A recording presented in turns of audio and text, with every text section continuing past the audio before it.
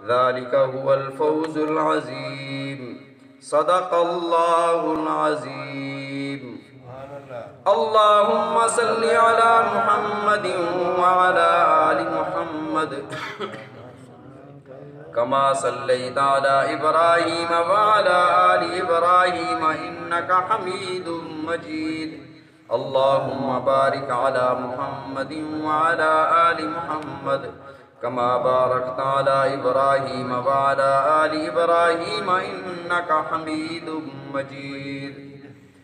سابقہ آیات میں اللہ رب العزت نے انفاق فی سبیل اللہ، اللہ کی راہ میں خرچ کرنے کی ترغیب ارشاد فرمائی، اور یہ ارشاد فرمایا کہ جو بھی آپ کا مال ہے یہ سارا اللہ کا ہے۔ آج کی آیت میں اللہ رب العزت نے ایک اور انداز سے خرچ کرنے کی ترغیب ارشاد فرمائی۔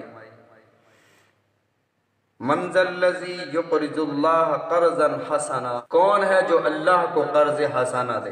قرض مالک کو نہیں دیا جاتا، غلام کی ہر شے مالک کی ہوا کرتی ہے، وہ مالک کو قرضے نہیں دیتا۔ تو اللہ رب العزت نے جو قرضے کا ارشاد فرمایا کہ قرض سے مراد یہ ہے کہ جیسے قرض کی واپسی یقینی ہوتی ہے، ایسے اللہ نے تمہارا دیا واپس کرنا ہے، فَيُضَاعِفَهُ، دوگنا کر کے واپس کرنا ہے، دنیا میں بھی عطا فرمانا ہے، آخرت میں بھی عطا فرمانا ہے۔ یہ قرض والی ایسی آیات سورہ بقرہ میں بھی ہیں۔ ایک یہودی نے حضرت صدیق اکبر رضی اللہ تعالیٰ عنہ کو کہہ دیا کہ تمہارا اللہ غریب اور فقیر ہو گیا ہے، اس لیے وہ تم سے قرض مانگتا ہے۔ اب اکیلے تھے حضرت صدیق اکبر رضی اللہ تعالیٰ عنہ نے کھینچ کے تھپڑ مارا کہ اللہ کی گستاخی کرتے ہو۔ اب یہ منافق نبی علیہ الصلوۃ والسلام کی خدمت میں حاضر ہوا اور کہتا ہے کہ ابو بکر صدیق مجھے بلا وجہ مارا ہے، میں نے کچھ بھی نہیں کہا۔ نبی علیہ الصلوۃ والسلام نے حضرت صدیق اکبر رضی اللہ تعالیٰ عنہ کو بلایا، آپ نے ارشاد فرمایا ابو بکر تو نے اسے تھپڑ مارا؟ جی یا رسول اللہ مارا ہے۔ کیوں مارا ہے؟ اس نے اللہ کی گستاخی کی ہے اس لیے مارا ہے۔ تو اللہ کے نبی صلی اللہ علیہ وسلم نے ارشاد فرمایا یہ کہتا ہے کہ میں نے کچھ بھی نہیں کہا، اب گواہ دیں کس نے سنا کہ یہ گستاخی کر رہا تھا؟ حضرت صدیق اکبر رضی اللہ تعالیٰ عنہ فرماتے ہیں یا رسول اللہ اس وقت تو اکیلا ہی تھا، کوئی گواہ نہیں تھا، اس نے گستاخی کی، میں نے تھپڑ مار دیا۔ فرمایا یہ تو انصاف کے خلاف ہے، گواہ بھی نہیں ہے اور آپ نے اسے تھپڑ بھی مار دیا، اپنی بات کا آپ اقرار بھی کر رہے ہیں۔ اتنے میں حضرت جبرائیل علیہ السلام نبی علیہ الصلوۃ والسلام کی خدمت میں حاضر ہوئے۔ اللہ نے فرمایا ان اللہ یدافع عن الذین آمنوا، ایمان والوں کا اللہ دفاع فرماتے ہیں۔ تو اللہ کو یہ بات پسند نہ آئی کہ ناحق صدیق اکبر رضی اللہ تعالیٰ عنہ سے بدلہ لیا جائے۔ اللہ رب العزت نے سورہ آل عمران کی آیت نازل فرمائی لَقَدْ سَمِعَ اللَّهُ قَوْلَ الَّذِينَ قَالُوا إِنَّ اللَّهَ فَقِيرٌ وَنَحْنُ أَغْنِيَاءُ، او اللہ نے اس یہودی کی بات سن لی، اس منافق کی بات سن لی۔ ان اللہ فقیر ونحن اغنیاء، یہ کہہ رہا تھا ہم غنی ہیں، ہم مالدار ہیں، اللہ فقیر اور غریب ہو گیا ہے۔ ہم نے اس کی بات لکھ لی قتلہم الانبیاء غیر حق، انہوں نے انبیاء کو ناحق قتل بھی کیا تھا۔ وَنَقُولُ ذُوقُوا عَذَابَ الْحَرِيقِ، ہم انہیں جہنم کے عذاب سے دوچار کریں گے۔ تو اللہ نے یہاں فرمایا مَنْ ذَا الَّذِي يُقْرِضُ اللَّهَ قَرْضًا حَسَنًا، کون ہے جو اللہ کو قرض حسنہ دے؟ قرض حسنہ کسے کہتے ہیں؟ ایسا قرض جس کے بدلے میں کوئی مفاد نہ ہو، ایسا قرض جس کے بدلے میں سود نہ لے رہے ہوں، ایسا قرض جس کے بدلے میں آپ اس پر کوئی اور احسان نہ جتلا رہے ہوں۔ اللہ رب العزت نے سورہ مدثر میں ارشاد فرمایا وَلَا تَمْنُن تَسْتَكْثِرْ، اس لیے کسی پر احسان نہ کر کے بعد میں اس سے مفاد حاصل کروں گا۔ ایسے کرتے ہیں 10,000 دے دیا، پھر چند دنوں کے بعد اس کے پاس آئے کہ یار 30,000 کی ضرورت ہے۔ اب وہ پہلے اس کی آنکھیں جھکی ہوئی ہیں، پہلے قرض لیا ہوا ہے، اب وہ بیچارہ شرمندہ ہوتا ہے کہ 30,000 مانگ رہا ہے، اب اسے 30,000۔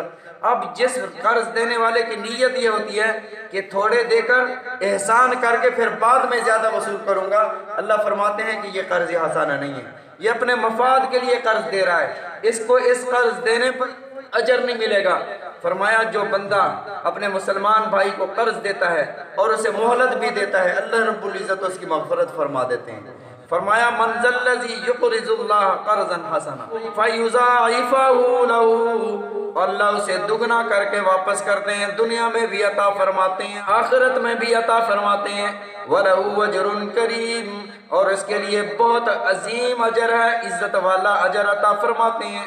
یوم تر المؤمنین والمؤمنات یسعی نورہم بین ایدیہم وبایمانہم، آپ دیکھیں گے قیامت کے دن مومنین اور مومنات کو، مومن مردوں کو، مومن عورتوں کو، یسعی نورہم بین ایدیہم، کہ ان کا ایمان کا نور ان کے آگے پیچھے دائیں بائیں دوڑ رہا ہے، نور ساتھ ساتھ جا رہا ہے۔ ایمان کا نور ہوگا، ایمان کا نور اس کے سامنے جا رہا ہوگا، اور دائیں بائیں اعمال صالحہ کا نور ہوگا۔ فرمایا کہ جب یہ پل صراط سے گزریں گے، وہاں ایسا اندھیرا ہوگا، کوئی چیز نظر نہیں آئے گی، یہ ایمان کی روشنی ہوگی صرف۔ جب یہ پل صراط سے گزریں گے تو جہنم سے نیچے آواز آئے گی، اے گزرنے والے جلدی سے گزر جا، تیرے ایمان کے نور نے میری آگ کو ٹھنڈا کر دیا ہے۔ نبی علیہ الصلوۃ والسلام نے ارشاد فرمایا کسی بندے کا نور پہاڑ جیسا ہوگا، کسی بندے کا نور تھوڑا ہوگا اعمال کے مطابق، کسی کا نور کبھی بجھے گا کبھی جلے گا، اور منافقوں کا نور پہلے جل رہا ہوگا پھر بجھ جائے گا۔ جیسے یہ کبھی کبھی کلمہ پڑھ لیتے، کبھی کبھی دکھاوے کے لیے نماز پڑھ لیتے ہیں، تو فرمایا ان منافقین کا جو نور ہوگا وہ بھی کبھی جل اٹھے گا کبھی بجھ جائے گا، پھر مستقل بجھ جائے گا اور جہنم میں گر جائیں گے۔ فرمایا کہ اس نور کو حاصل کرنے کے اللہ رب العزت نے طریقے بھی ارشاد فرمائے۔ نبی علیہ الصلوۃ والسلام نے ارشاد فرمایا اتقوا الظلم، ظلم سے بچو، الظلم ظلمات یوم القیامہ، ظلم قیامت کے دن اندھیروں کی شکل میں ہوگا، اندھیرے ہی اندھیرے ہوں گے۔ فرمایا ان اندھیروں سے بچنے کے لیے نور حاصل کرو۔ سب سے پہلی بات میرے آقا علیہ الصلوۃ والسلام نے ارشاد فرمایا بشر المشائین فی الظلم الی المساجد، جو رات کی تاریکی میں مسجد کی طرف آتے ہیں، ٹھوکریں کھاتے ہوئے آتے ہیں، فرمایا ان کو اس نور کی خوشخبری دے دو، ان کا نور کبھی ختم نہیں ہوگا۔ فرمایا بالنور التام یوم القیامہ، قیامت کے دن مکمل نور انہیں عطا کیا جائے گا جو رات کی تاریکی میں نماز پڑھنے آتے ہیں۔ ایک تو یہ دور گھر ہے، صحابہ نماز کے لیے مسجد آیا کرتے تھے، چھوٹے چھوٹے قدم اٹھاتے تھے، پوچھا کہ چھوٹے قدم کیوں اٹھا رہے؟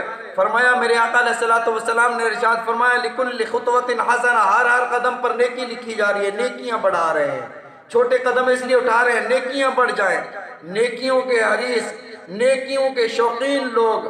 تو فرمایا ایک تو یہ، دوسرا حضرت عبداللہ بن عمر رضی اللہ تعالیٰ عنہ فرماتے ہیں من حافظ علی الصلوات، جو بندہ 5 نمازوں کی حفاظت کرتا ہے، وقت پر ادا کرتا ہے، تو اللہ رب العزت اسے نور عطا فرمائیں گے، برہان عطا فرمائیں گے، ونجاتن، اسے جہنم سے نجات عطا فرمائیں گے۔ پھر اگلا جملہ رسول اللہ صلی اللہ علیہ وسلم نے ارشاد فرمایا جو بندہ جمعے کے دن سورہ کہف مکمل پڑھتا ہے، اللہ رب العزت اسے زمین سے آسمان تک کا نور عطا فرما دیں گے، اتنا بڑا نور عطا فرمائیں گے، اس اندھیروں میں سے کوئی پریشانی نہیں ہوگی۔ پھر فرمایا جو حاجی حج کرتا ہے اور جب وہ حلق کرواتا ہے، بال کٹواتا ہے، ہر بال کے بدلے میں اللہ اسے نور عطا فرمائیں گے۔ پھر کنکریاں مارتا ہے، اس کے بدلے میں اللہ رب العزت اسے نور عطا فرمائیں گے۔ اس سے بھی آسان بات نبی علیہ الصلوۃ والسلام نے ارشاد فرمایا جس بندے نے کسی مصیبت میں کسی مومن آدمی کو سہارا دیا، فرمایا اللہ اس کے لیے نور پیدا فرما دیں گے، اور اس کا اتنا بڑا نور ہوگا کہ اگر اللہ چاہے تو سارا جہان اس کی روشنی میں جنت میں چلا جائے۔ فرمایا ایک اور نور ہوگا اللہ کی مہربانی کا نور، اور یہ نور انہیں ملے گا جو لوگ دنیا میں کسی کو مصیبت میں دیکھ کر، بچہ گر رہا ہے، کنویں میں گر رہا ہے، ایکسیڈنٹ ہونے کو ہے، کہیں خطرے میں ہے، کوئی انسان اسے بچانے کے لیے دوڑا ہے، بچا بے شک پایا ہے یا نہیں پایا وہ اگلی بات ہے، ابھی یہ دوڑا ہے کہ یہ بچ جائے، فرمایا جو اس کے دل میں احساس پیدا ہوا اس احساس کے بدلے میں اللہ اپنی مہربانی کا نور اسے عطا فرمائیں گے۔ وہ ایسا نور ہوگا، اس نور کے ذریعے انسان جنت میں پہنچ جائے گا۔ فرمایا مومنین کو خوشخبریاں دے دو، جنت میں باغات کی اور اس کے نیچے سے نہریں بہتی ہیں، اور یہ دنیا کی نہریں نہیں ہیں، دنیا کے باغات نہیں ہیں کہ ایک موسم میں پھل دیتے ہیں اگلے موسم میں نہیں دیتے، وہاں خزاں نہیں آتی، وہاں نہریں خشک نہیں ہوتی، خالدین فیہا، ہمیشہ ہمیشہ کے لیے۔ ذالک هو الفوز العظیم، یہی بہت بڑی کامیابی ہے۔ فمن زحزح عن النار وادخل الجنة فقد فاز، جو بندہ جہنم سے بچ گیا جنت میں چلا گیا وہی کامیاب ہے۔ یہ کوٹھیاں بنانا، یہ کارخانے بنانا، یہ جائیدادیں بنانا، یہ دنیا بنانا، یہ تمہاری کامیابی نہیں ہے۔ کامیابی یہ ہے کہ تمہیں دل میں یقین ہو جائے کہ میں ایسے اعمال کر رہا ہوں کہ اللہ مجھے جنت عطا فرمائیں گے۔ یوم یقول المنافقون والمنافقات، یہ تو مومنوں کو اللہ نور عطا فرمائیں گے۔ منافقین کے ساتھ کیا ہوگا؟ منافق مرد، منافق عورتیں، للذین آمنوا، ایمان والوں سے کہیں گے انظرونا نقتبس من نورکم، اور تھوڑی دیر ٹھہر جاؤ، نقتبس من نورکم، اپنے نور میں سے ہمیں بھی تھوڑا سا لینے دو، ہمیں بھی تھوڑا سا دے دو۔ قیل ارجعوا، ان سے کہا جائے گا ارجعوا، واپس لوٹ جاؤ، وراءکم فالتمسوا نورا، پیچھے جا کر نور تلاش کرو۔ ان کا مقصد یہ ہوگا کہنے والوں کا کہ دنیا میں چلے جاؤ، یہ نور دنیا میں ملتا ہے، دنیا میں جو اعمال کرنے تھے اس کے بدلے میں نور ملنا تھا، واپس چلے جاؤ۔ اب وہ سمجھیں گے شاید پیچھے کہیں نور تقسیم ہو رہا ہے، اب وہ پیچھے مڑیں گے۔ فَضُرِبَ بَيْنَهُمْ بِسُورٍ لَهُ بَابٌ، اللہ ان کے درمیان میں ایک دیوار کھڑی فرما دیں گے، اور اس دیوار میں ایک دروازہ بھی ہوگا، بَاطِنُهُ فِيهِ الرَّحْمَةُ، اس طرف اللہ کی رحمت ہے، وَظَاهِرُهُ مِن قِبَلِهِ الْعَذَابُ، اور اس طرف اللہ کا عذاب ہے۔ يُنَادُونَهُمْ، اب یہ پھنسے ہوئے ہیں، نور نہیں ہے، اندھیرا ہی اندھیرا ہے۔ يُنَادُونَهُمْ أَلَمْ نَكُنْ مَعَكُمْ، یہ منافقین کہیں گے او مسلمانوں أَلَمْ نَكُنْ مَعَكُمْ، کیا دنیا میں ہم پڑوسی نہیں تھے، کیا ہم ساتھ نہیں تھے، کیا ہم ساتھ نمازیں نہیں پڑھا کرتے تھے؟ قالوا بلا، جواب دیں گے ہاں ہاں کیوں نہیں، ہم ساتھ ہی تھے، ہم نمازیں بھی پڑھا کرتے تھے، تم ساتھ تھے۔ فَتَنْتُمْ أَنفُسَكُمْ، تم نے اپنے آپ کو فتنے میں ڈال دیا، دل سے ایمان نہ لائے، دکھاوے کے لیے تم نے سب کچھ کیا۔ وَتَرَبَّصْتُمْ، اور تم یہ انتظار کرتے رہے کہ مسلمان کب ہارتے ہیں، کب یہ مارے جاتے ہیں، تم کس انتظار میں رہے۔ وَارْتَبْتُمْ وَغَرَّتْكُمُ، اور تم شک کرتے رہے، وَغَرَّتْكُمُ الْأَمَانِيُّ، اور تمہاری جھوٹی امیدوں نے تمہیں دھوکے میں ڈالے رکھا۔ اللہ رب العزت نے ارشاد فرمایا لَيْسَ بِأَمَانِيِّكُمْ وَلَا أَمَانِيِّ أَهْلِ الْكِتَابِ، لوگوں جیسے اہل کتاب نے امیدیں باندھ لی تھی کہ ہمیں حضرت عیسیٰ علیہ السلام جنت میں لے جائیں گے، ہمیں فلاں لے جائیں گے۔ فرمایا مومنوں، مسلمانوں، اس امید میں نہ رہنا۔ مَن يَعْمَلْ سُوءًا يُجْزَ بِهِ، جو برا عمل لے کر آئے گا اس کا اس وقت کوئی ولی اور مددگار نہیں ہوگا۔ غرتکم الامانیُّ، تمہاری جھوٹی امیدوں نے تمہیں دھوکے میں ڈالے رکھا۔ ایک بندہ مجھے کہنے لگا ہم تو ویسے ہی جنت میں جائیں گے، ہم یہ کرتے ہیں، ہم یہ کرتے ہیں، ہم یہ کرتے ہیں، ہم تو ویسے ہی جنت میں جائیں گے۔ ایسے یقین تھا پورا کہ ہم تو ویسے ہی جنت میں جائیں گے، فلاں ایسا ہے، فلاں ایسا ہے، فلاں ایسا ہے، فلاں ایسا ہے۔ اللہ فرماتے ہیں یہ جھوٹی امیدیں ہیں تمہاری، جھوٹی امیدوں میں نہ رہنا کہ ہم جنتی ہیں، صرف وہ فلاں ایسا ہے، فلاں جہنمی، فلاں جہنمی، فلاں کافر، نہ رہنا اس میں۔ فرمایا حتیٰ جاء امر اللہ، تم جھوٹی امیدوں میں رہے یہاں تک کہ اللہ کا امر آ گیا، مر گئے۔ وَغَرَّكُمْ بِاللَّهِ الْغَرُورُ، اللہ کے بارے میں بڑے دھوکے باز نے تمہیں دھوکے میں ڈالے رکھا۔ سب سے بڑے دھوکے باز کون ہے؟ شیطان ہے۔ کبھی ہر بندے کو اپنے حساب سے ورغلاتا ہے، تیرا فلاں بزرگ کے ساتھ تعلق ہے، وہ تجھے جنت میں لے جائے گا، فلاں کے ساتھ، کم از کم تو اللہ کے نبی صلی اللہ علیہ وسلم کا امتی تو ہے نا، تو رسول اللہ صلی اللہ علیہ وسلم تمہیں جنت میں لے جائیں گے۔ شفاعت ضرور ہوگی نبی علیہ السلام کی، مومن کی، حافظ کی، قاری کی، عالم کی شفاعتیں ہوں گی، حتیٰ کہ جو اللہ کی خشیت سے ایک آنسو کا قطرہ نکلا آنکھ سے، اس کی بھی شفاعت ہوگی، سفارش ہوگی۔ لیکن کوئی بندہ اس لیے عمل چھوڑ دے کہ بس شفاعت ہوگی اور میں جنت میں چلا جاؤں گا، یہ جھوٹی امید ہے، اس خیال میں نہ رہنا۔ فرمایا وَغَرَّكُمْ بِاللَّهِ الْغَرُورُ، اور بہت بڑے دھوکے باز نے تمہیں اللہ کے بارے میں دھوکے میں رکھا۔ آگے اللہ رب العزت نے کافروں اور منافقوں کے عذاب کا تذکرہ فرمایا، پھر ان کے ساتھ ہوگا کیا جو اب دنیا میں نبی علیہ الصلوۃ والسلام کا اور مومنین کا مذاق اڑاتے ہیں، ادھر جاتے ہیں کہتے ہیں آمنا ہم آپ کے ساتھ ہیں، ادھر جاتے ہیں کہتے ہیں انا نحن مستہزئون ہم تم سے مذاق کرنے گئے تھے، اصل ہم آپ کے ساتھ ہیں۔ فرمایا ان کا اس وقت پتہ چلے گا۔ یہ ساری باتیں مسلمانوں کو اللہ نے اپنی کلام میں کیوں ارشاد فرمائی؟ مومنو تم سنبھل جاؤ، منافقت نہ کرنا، اعمال سے پیچھے نہ رہنا، تیاری رکھنا ہر وقت، کوئی پتہ نہیں ہے کب آنکھ بند ہو جائے۔ جب یہ آنکھ بند ہوگی اور قبر میں آنکھ کھلے گی اور فرشتہ پوچھ رہا ہوگا مر ربو کا، تیرا رب کون ہے، تیرا رسول کون ہے؟